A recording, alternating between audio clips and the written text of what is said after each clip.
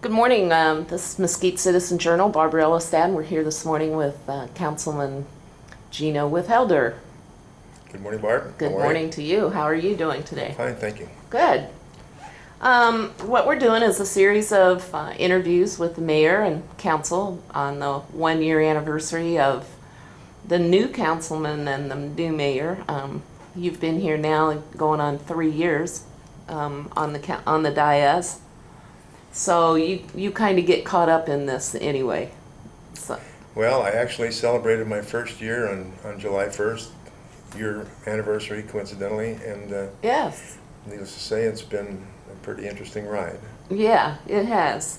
And we're going to talk about some of the issues that, not just what you've done in the last year, but some things that you foresee or would like to have coming up in the next year. So let's start off with, you're kind of in an interesting position because you're only one of 2 on the dais out of the 6 that was in office before the 3 new council and the mayor were elected. So you kind of have a little bit of comparison there between the previous administration and the current administration. What do you think is one of the biggest differences? Well, I believe when we had our first interview just about a year ago, we kind of drew some of those parallels as well. Mm-hmm. And I think as a group, we tend to be, and pardon me if I sound repetitive, but I believe we have a tendency to be a little more analytical. We kind of tear things apart a little greater than we had in the past, and we have different perspectives. We've got a very diverse background with the 5 councilmen. Most of us come from a business background now where that wasn't the case before, and I think we have a tendency to look at issues just a little differently than we had in the past. And I would agree with that. I have noticed that significant difference over the last year compared to the previous administrations. What are you most pleased with what you've accomplished in the last year? Either you as an individual or you as a council group. Well, I think I'm pleased that we, if I may draw this parallel, that we work together. I mean, we don't always agree on every issue. Obviously, we've got some disagreements in the last couple of weeks on various issues, but I'm probably more pleased in the fact that we can work together, and we've decided that with the direction of the mayor that we are a cohesive unit, and that just makes me happy. And I don't have the trepidations that I had before going to council meetings, not knowing what was going to happen and where things were going to wind up. So I'm pleased with that. Okay. What is the one disappointment you've had in the last year, if any? Either an issue that you would have liked to have seen done differently, or an issue that you wanted to bring up that didn't get brought up?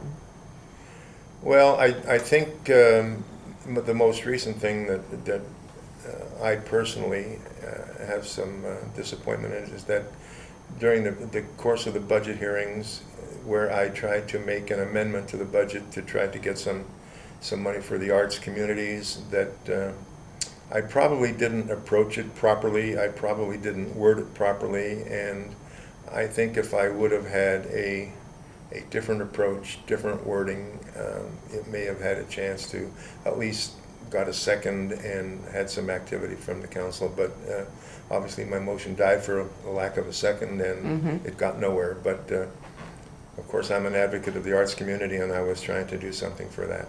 Okay.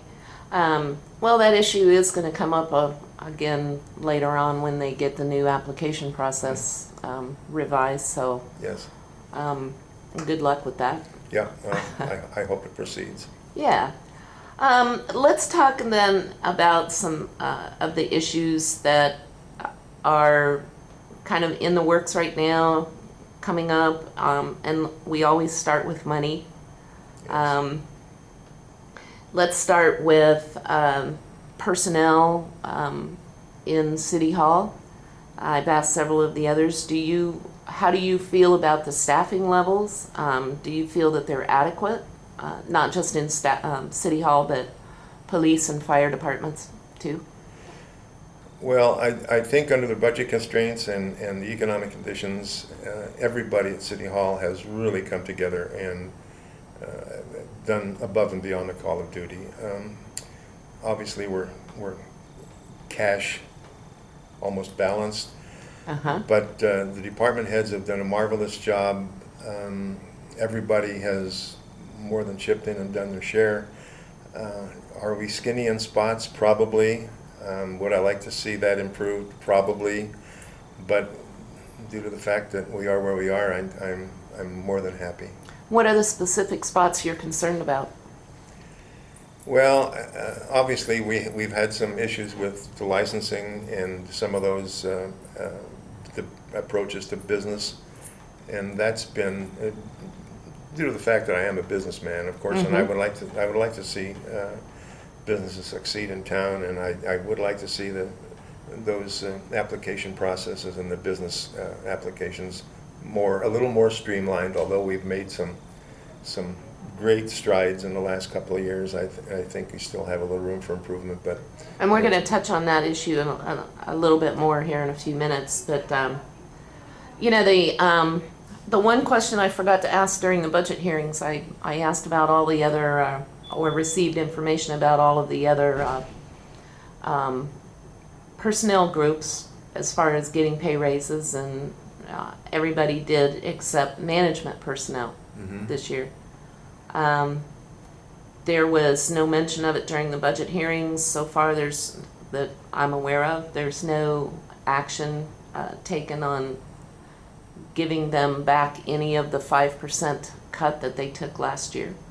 How do you feel about management personnel receiving any kind of pay adjustments? Well, obviously I'm all for people making money when it's time to make money. When it isn't time to make money, I think we all have to tighten our belts and do what is required. I don't know if you're aware of what happened in Scranton, Pennsylvania this past week. Yes, I am. I thought that was a real... They cut all of for the audience, they cut all of the city employees, including fire and police, down to minimum wage per hour.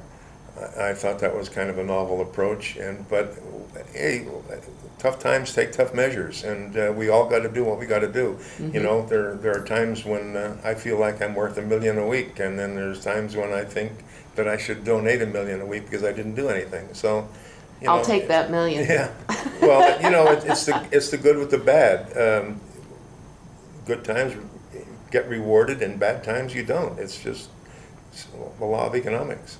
Yeah, and you know that the budget did take a $2 million swing in 1 year. When the current council took office last year, and that includes you.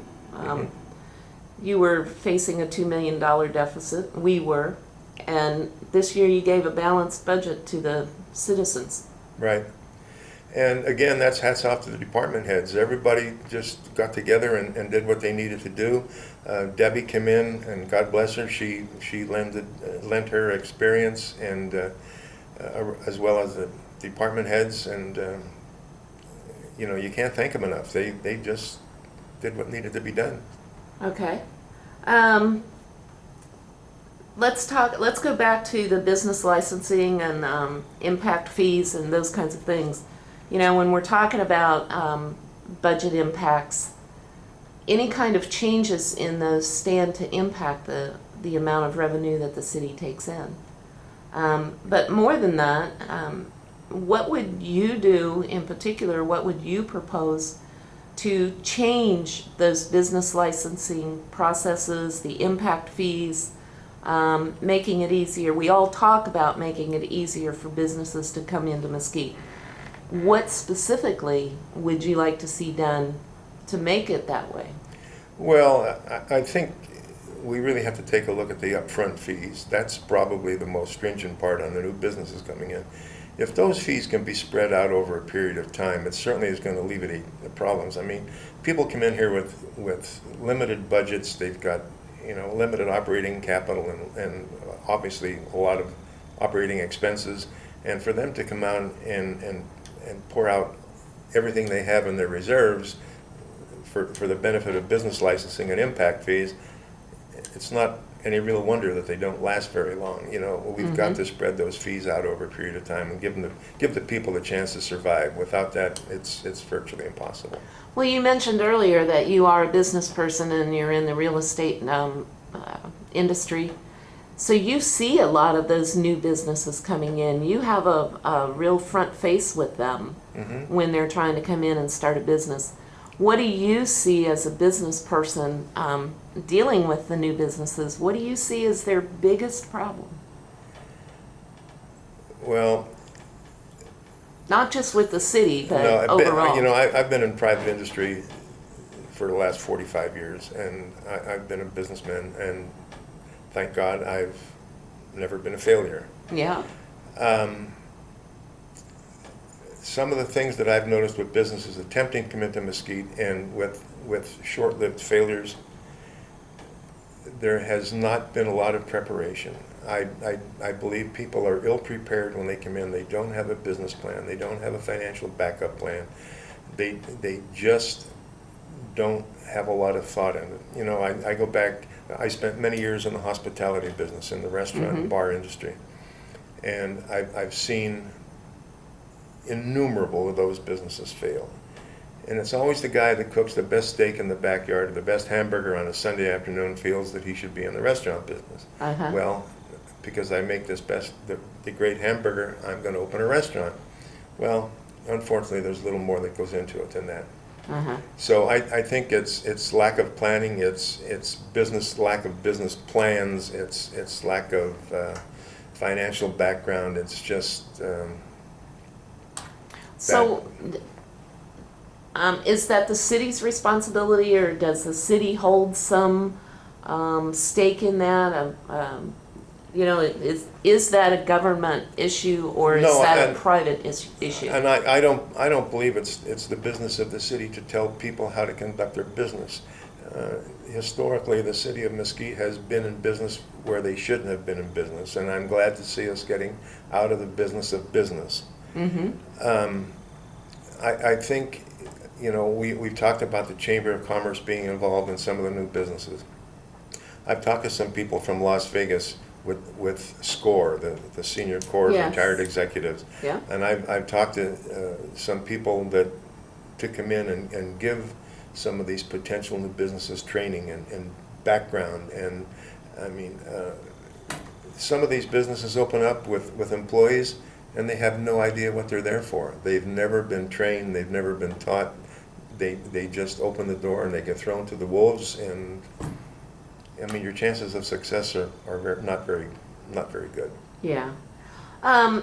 So let's segue then into the new public-private economic development function that is working to get organized, Mesquite Regional Business Incorporation. How do you feel about that issue? Do you think that's a good idea? Do you think, what are your thoughts about it? What are your reservations? Well, I've got mixed emotions about it. I hope it doesn't turn out to be another flash in the pan. We've had attempts to do similar things over the past couple of years that died for lack of a better effort, I guess. I think the people involved right now are very, very capable. They've come from pretty diverse backgrounds. I strongly encourage them to keep going through, and I support them wholeheartedly. But it's got to be a continuing process. We just can't go to 2 or 3 meetings and expect it to be a rampant success, and then we turn into dismal failure. It's an ongoing process where we just absolutely have to keep it going and keep working at it. And if we don't do it ourselves, it's not going to happen. So yeah. Well, you've said that several times in the council meetings when that issue was being discussed.